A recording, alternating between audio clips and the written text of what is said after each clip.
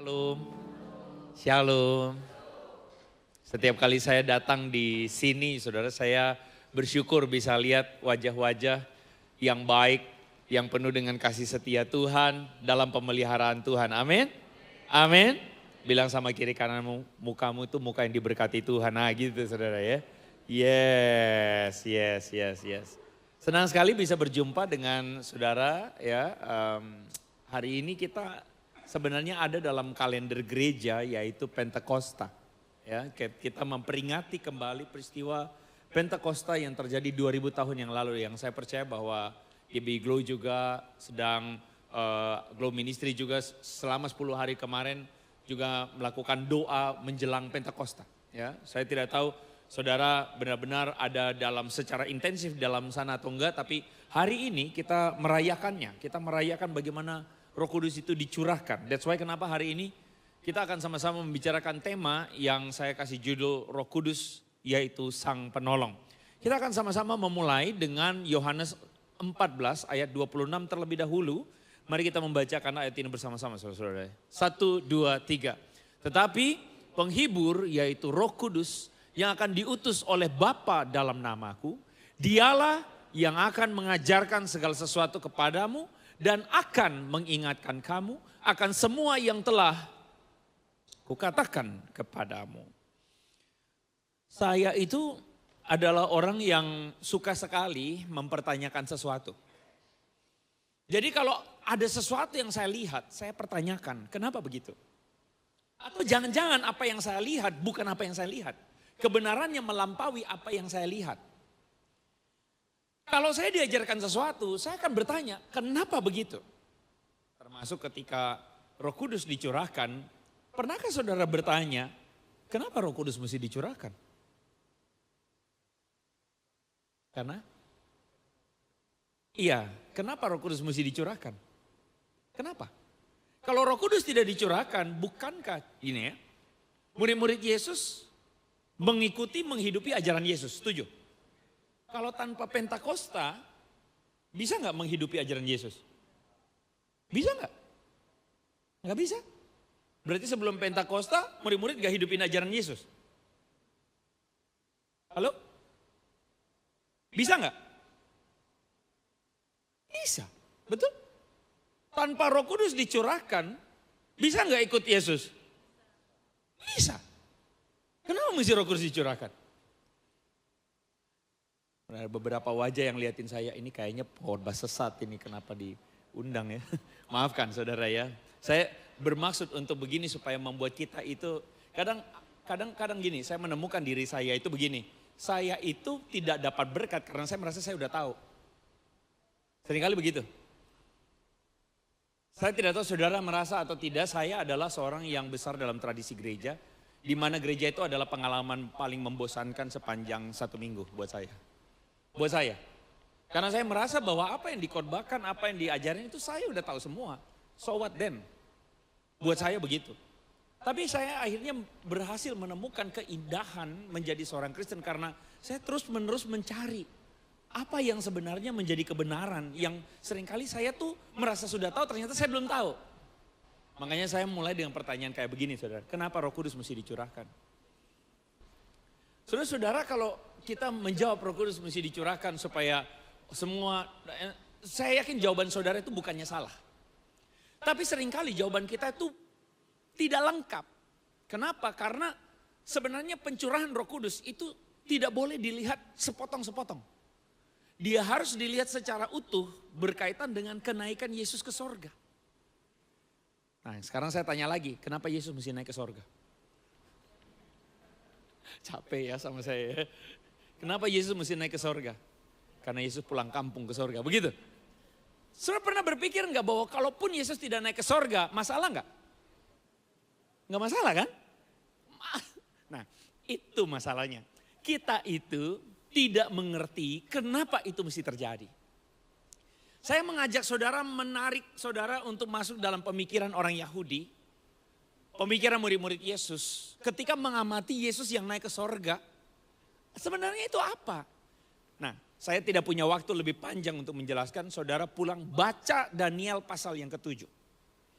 Daniel pasal yang ke-7 menceritakan tentang anak manusia yang menerima pemerintahan yang kekal. Kalau saudara suka lagu, ada lagunya. Penasehat ajaib. Terus, Allah yang perkasa, Bapa yang kekal, Raja damai. Itu Mesias yang memerintah secara kekal. Jadi ketika Yesus naik ke sorga itu gambaran Daniel pasal 7, itu penggenapan nubuat, saudara. Dan bukan hanya itu menunjukkan bahwa Kristus memerintah sebagai Raja. Tapi Kristus memerintah sebagai Raja di tengah dunia yang jatuh dalam dosa ini. Dunia yang binasa ini. Dan Kristus memerintah sebagai Raja, bagaimana caranya? Ya melalui para muridnya. Nah sekarang para muridnya ini berasa ditinggalkan. Nah karena itu Roh Kudus datang untuk memampukan para murid supaya bisa menghidupi kerajaan Allah. Nah makanya dikatakan dalam Yohanes pasal yang ke-14 ayat 16, sama-sama kita baca saudara 1, 2, 3. Aku akan minta kepada Bapa dan Ia akan memberikan kepadamu seorang penolong yang lain supaya Ia menyertai kamu selama-lamanya, yaitu Roh. Oke. Saya mau menggarisbawahi yang namanya selama-lamanya ini.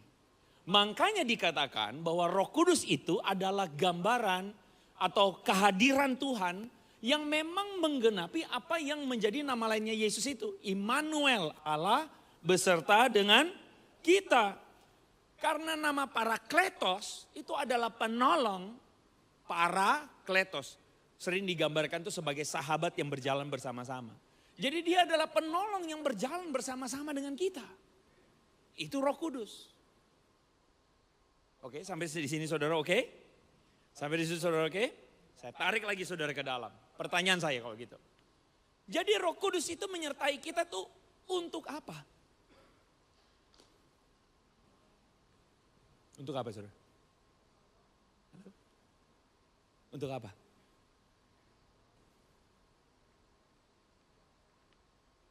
Untuk apa?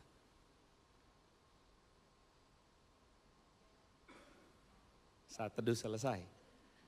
Untuk apa? Menghibur, menolong, terus apa? Mengajar, puji Tuhan. Mengingatkan akan janji Tuhan, amin. Banyak orang Kristen, dan saya yakin 99,99 orang Kristen, karena saya dulu juga termasuk dalam angka itu, berpikir bahwa kehadiran Roh Kudus itu adalah untuk menghibur kita. Jadi waktu kita sedih, waktu kita galau, waktu kita lagi kecewa, Tuhan hibur saya. Begitu? Begitu? Amin. Itu aminnya beneran apa enggak? Atau karena lagi di gereja makanya amin. Lagi Roh Kudus itu hadir untuk memimpin kita di saat galau. Galau Tuhan pilih Tuti apa Susi. Tuhan yang mana Tuhan Roh Kudus tunjukkan.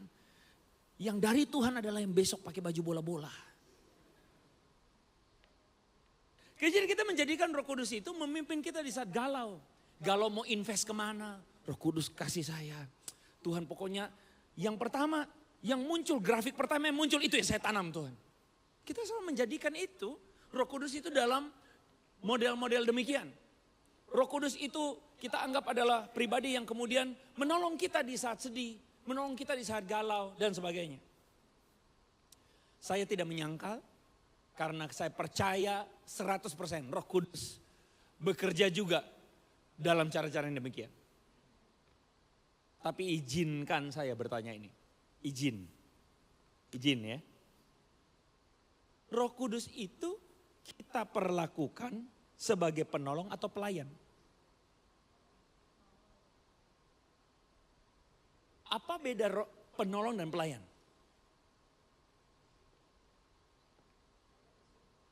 Apa bedanya saudara? Hah? Pelayan disuruh, penolong diminta. Boleh juga, saya nggak kepikir itu. Apa yang lain? Apa beda penolong dan pelayan? Jangan jawab pelayan dibayar, penolong nggak dibayar. Oke lah, gini aja supaya membantu saudara mengerti apa maksud arah pembicaraan saya.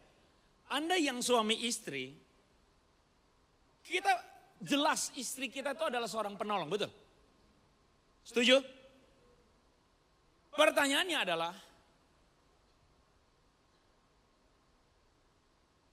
apakah semua suami memperlakukan istrinya sebagai penolong? Atau ada yang memperlakukan istrinya sebagai pelayan? Bedanya apa?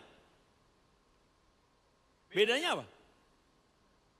Yang satu memperlakukan sebagai seorang teman hidup yang mensupport dia, betul?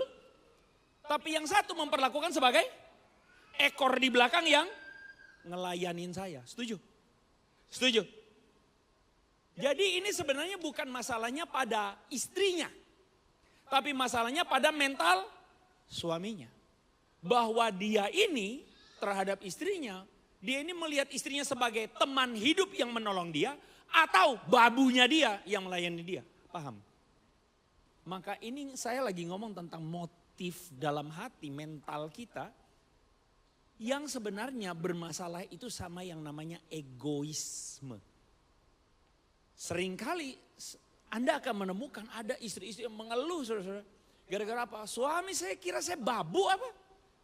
Karena apa? Karena dia egois banget. Dia mau dilayani terus. Dia mau dicuci kakinya bahkan.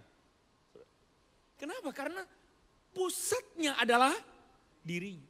Nah, ilustrasi ini saya tarik supaya Anda memahami apa yang saya maksud di sini. Banyak kan orang Kristen menjadikan Roh Kudus pelayan atau penolong? Itu pertanyaannya.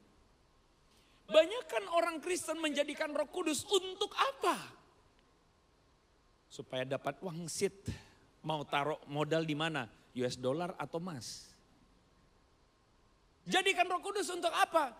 Roh Kudus, ini saya mau mulai usaha, pimpin saya supaya apa? Supaya lancar. Hei, saya meyakini 100%, once again, dia mampu nggak untuk melakukan banyak hal menolong kita? Mampu nggak? Iya, tapi masalahnya itu bukan dia mampu nggak mampu. Masalahnya itu ada di kitanya. Seringkali kita punya sebuah mentalitas di mana kita tuh akhirnya menjadikan Roh Kudus sebagai pelayan untuk kita. Yang buat saya ini bahaya banget. Kita kehilangan makna kehadiran Roh Kudus dalam hidup kita. Yang sebenarnya malah membuat kita kehilangan berkatnya. Pencurahan Roh Kudus itu menjadi sia-sia. Karena banyak orang Kristen, tidak sedikit, yang kehilangan artinya, berkatnya itu. Hilang dia. Karena itu kita mau belajar hari ini, amin. Amin. Pendahuluannya panjang ya saudara. Enggak, itu bukan pendahuluan, itu udah masuk setengah, kok tenang aja. Habis ini saudara bisa makan somai, babi. Mari kita masuk pelan-pelan. Saudara ingat gak waktu Yesus dibaptis, waktu dia keluar dari air, Roh Kudus turun. Dalam rupa burung merpati. Peristiwa itu bukan cuma menggambarkan bahwa ada Bapa, Putra dan Roh Kudus. Bukan cuma itu. Tapi peristiwa itu ingin menggambarkan kepada kita bahwa itu peristiwa penggenapan. Saudara sadar enggak? Dari tadi tuh saya ngomong misalnya kenapa Yesus terangkat ke sorga. Kenapa Roh Kudus dicurahkan. Itu tuh sebenarnya berhubungan dengan penggenapan. Berhubungan dengan nubuatan. Waktu Yesus Roh Kudus turun atasnya. Itu tuh berhubungan dengan penggenapan juga. Sedikit sekali yang membahas ayat ini. Yesaya pasal 11 ayat 2. Kita baca sama-sama. 1, 2, 3. Roh Tuhan akan ada padanya. Roh hikmat dan pengertian. Roh nasihat dan keperkasaan. Roh pengenalan dan takut akan Tuhan. Ini nubuatan akan Mesias. Bahwa Mesias yang akan datang dipenuhi dengan roh Tuhan. Dan roh Tuhan itu akan hinggap padanya. Memberikan apa? Hikmat dan pengertian. Jadi roh Tuhan, Roh Kudus itu. Kadang ada orang menganggap Roh Kudus itu apa? Setan, kayak setan. Roh Kudus bukan setan melayang-layang. Roh Kudus itu ditandai kehadirannya dengan kehadiran hikmat dan pengertian. Ditandai dengan kehadiran apa? Nasihat dan keperkasaan. Pengenalan akan Tuhan dan takut akan Tuhan. Jadi Yesus itu ketika turun Roh Kudus itu penggenapan dari ini Yesaya. Bahwa pelayanannya akan ditandai dengan apa? Hikmat dan pengertian. Pelayanannya akan muncul apa? Pengenalan dan takut akan Dan sadarkah saudara bahwa yang terjadi pada Pentakosta adalah pengulangan yang terjadi pada Yesus? Saudara menyadari itu kan? Bahwa Yesus naik ke sorga. Murid-murid merasa, aduh kita kayak induk, anak ayam kehilangan induk. Saudara mengerti maksudnya? Tapi Tuhan bilang begini, roh yang ada pada Yesus itu adalah roh juga yang ada padamu. Artinya engkau tidak ditinggalkan. Engkau akan berjalan dalam hikmat dan pengertian. Nah itu maksudnya. Engkau akan berjalan dalam takut akan Tuhan dan pengenalan akan Tuhan. Itu maksudnya. Engkau akan berjalan dalam nasihat. Engkau akan berjalan dalam keperkasaan. Saudara mengerti maksudnya itu? Bahwa ternyata kita bukan makhluk inferior. Tetapi kita adalah orang-orang yang dimampukan untuk hidup dipimpin oleh roh. Nah cuman sayangnya hari ini pencurahan Roh Kudus itu dimaknai secara dangkal sekali. Pada waktu kita lagi galau, gara-gara abis nonton Dracin. Terus kemudian kita menggalau, Tuhan kapan ya saya ketemu CEO yang menyamar jadi cleaning service. Lalu kita galau dan kita Roh Kudus pimpin jalan gue supaya gue bisa ketemu CEO yang lagi nyamar jadi pelayan kafe gitu kek. What? Bukan itu. Pencurahan Roh Kudus itu dimaksudkan supaya engkau dan saya, kita semua menyadari bahwa kita ini haruslah punya kehidupan yang dikuasai oleh Roh Allah. Jadi dalam perjalanan kehidupanmu, dalam keluargamu ada Roh Allah yang menguasai kita. Ketika engkau menjadi ibu, menjadi bapak, ada Roh Allah yang menguasai engkau sehingga engkau bertutur kepada anakmu, bersikap. Ketika engkau pegang tangan istrimu ada Roh Allah hadir di situ. Ada Roh Allah hadir ketika engkau ada di pekerjaanmu. Itu supaya engkau memerintah bersama dengan Kristus. Datanglah kerajaanmu di bumi seperti di sorga. Itu maksudnya. Jadi makanya hari ini pertanyaan buat kita. Saudara minta apa? Hari ini kebanyakan kita minta apa? Hari ini kebanyakan kita fokus perhatian kita terarah kemana? Itu pertanyaannya tadi kan. Jadi kehadiran Roh Kudus itu mengarahkan para murid untuk terfokus. Hidupnya berubah.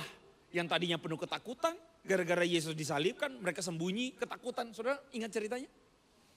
Akhirnya mereka menjadi keluar dengan percaya diri. Dengan menyadari bahwa apa? Kami hidup karena kami diurapi roh. Diurapi oleh Roh Kudus. Jadi mereka dengan percaya diri menghidupi imannya. Tidak perlu lagi takut-takut. Dengan percaya diri menghidupi imannya. Makanya kita mengerti ayat ini. Sama-sama kita baca saudara. 1, 2, 3. Tetapi penghibur yaitu Roh Kudus yang akan diutus oleh Bapa dalam namaku. Dialah yang akan mengajarkan segala sesuatu kepadamu. Dan mengingatkan kamu akan semua yang telah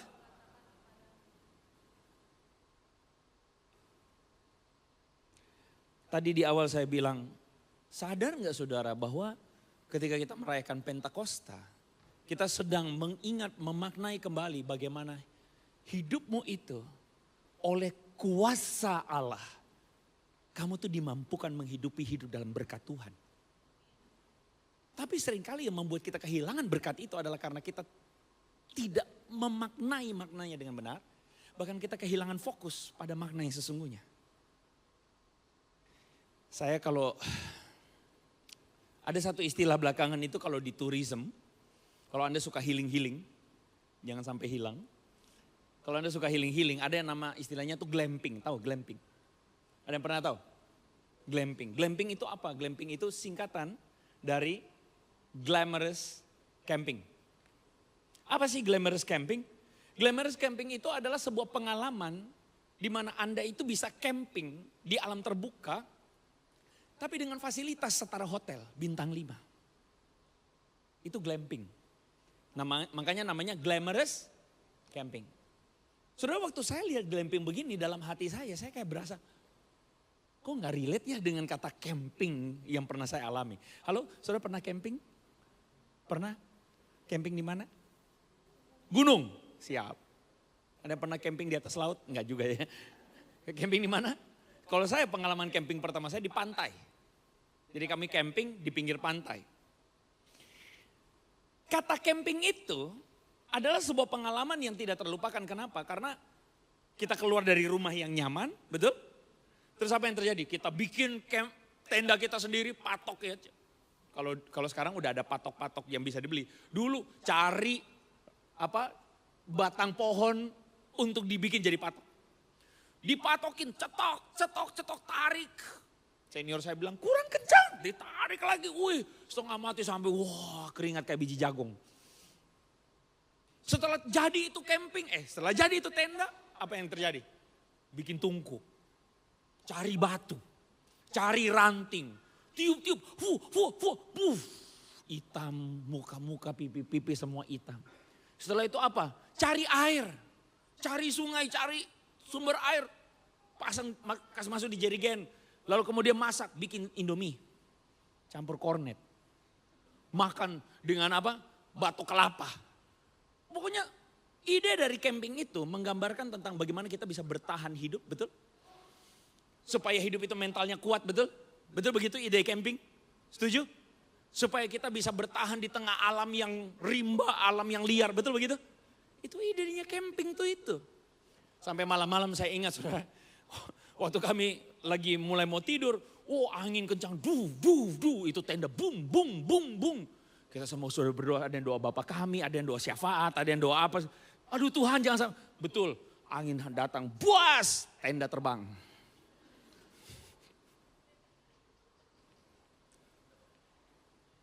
Tapi kalau saudara lihat glamorous camping ini, saya mau tanya, ngajarin apa ini? Ini ngajarin apa? Ini ngajarin foto-foto estetik. Betul?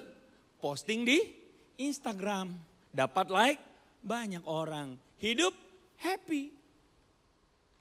Saya tidak anti dengan glamorous camping ini. Tapi saya mengamati ada masalah di sana. Apa masalahnya? Mereka kehilangan makna dari camping itu sendiri. Saudara mengerti maksud saya? Saya sekali lagi tidak anti ya. Silakan saudara mau glamping, it's a good thing. Tapi ada yang hilang dari camping itu sendiri. Hari ini saudara-saudara saya mengamati dunia kita memang mengendorse segala kenyamanan, betul? Mengendorse segala kemudahan, betul? Mengendorse segala yang memang pusatnya diri kita. Anda dan saya hidup di tengah dunia seperti itu. Yang sibuk melayani diri kita. Tanpa sadar mental kita adalah mental yang terus menerus dilayani dan dilayani. Kalau kita tadi barusan ngomong glamping, mungkin nanti ada yang namanya glam church. Glamorous church. Gereja yang comfy. Gereja atau kekristenan yang comfy. Kekristenan yang tujuannya selalu apa? Diri kita dan diri kita dan diri kita tiada habis. Siapa dari antara saudara pernah mengalami pengalaman bergereja tidak ada AC? Ada? Saya yakin ada. Gereja yang cuma pakai kipas angin. Betul? Ada ya? Pasti ada. Siapa yang dulu pernah bergereja pakai OHP? Tidak ada LED. OHP, tahu OHP? Apa itu kepanjangannya? Overhead proyektor. Nah Gen Z bingung, apa itu OHP? Googling sana, coba lihat OHP itu apa. OHP itu sesederhana adalah lampu sorot yang ditembak melalui lembaran transparan yang ditulisin. Ditembak kemana? Dinding. Tujuannya apa? Tunjukin teks lagu.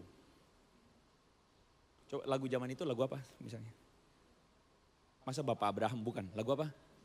Apa lagu yang jadul-jadul banget? Pastor Guntur apa pastor? Pastor jadul. Maaf, bercanda. Apa lagunya? Yesus pokok. Nah misalnya, Yesus pokok. Nah itu ditulis. Saudara, pada zaman itu pendeta-pendeta atau WL sibuk hari Jumat tulis lagu.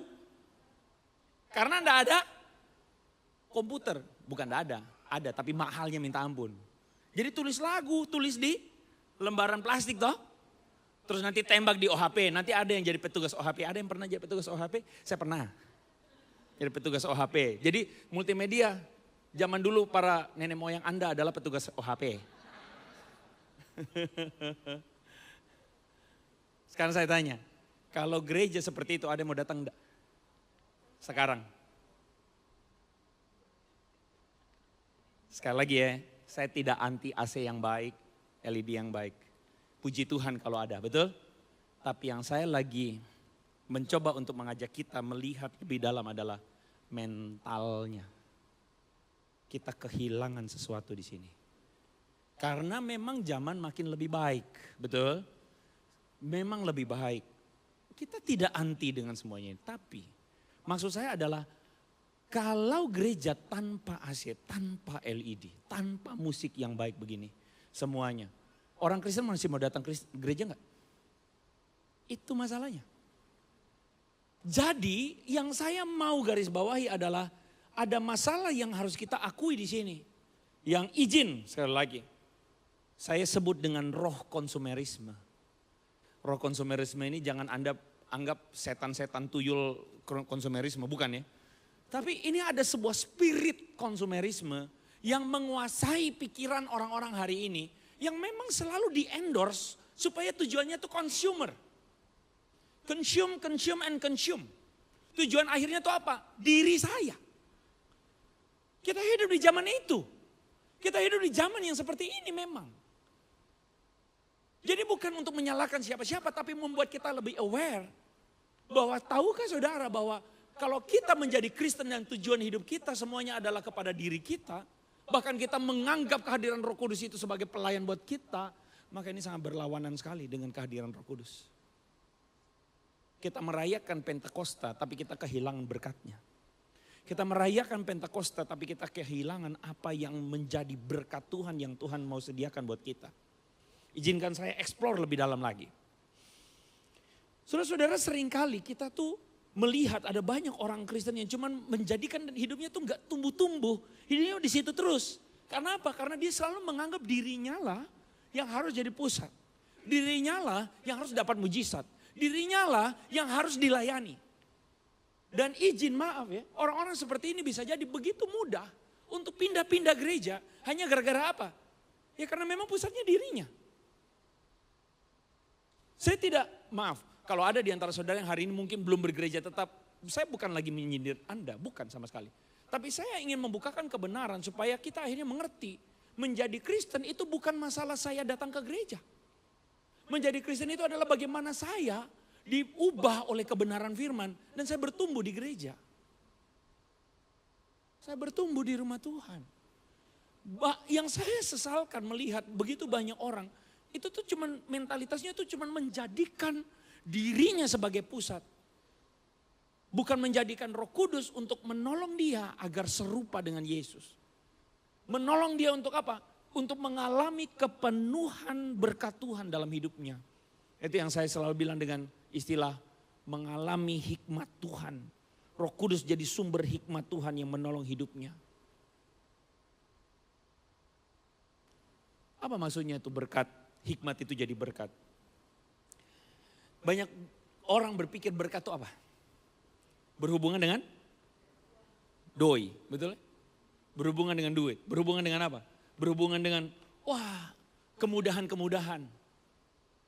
Padahal kita tahu betul bahwa yang namanya ada uang belum tentu hidupnya diberkati. Setuju? Aduh, gak usah kerja, dapat 6 juta sehari. Diberkati? Kenapa saudara terpana? Apa yang salah? Diberkati? Kenapa saudara diam? Diberkati enggak? Hanya karena saya punya uang, tidak berarti saya diberkati. Apalagi ketika misalnya saya punya uang, tapi saya miskin hikmat Tuhan. Saudara mengerti maksud saya? Saya cuma angkat ini jadi contoh.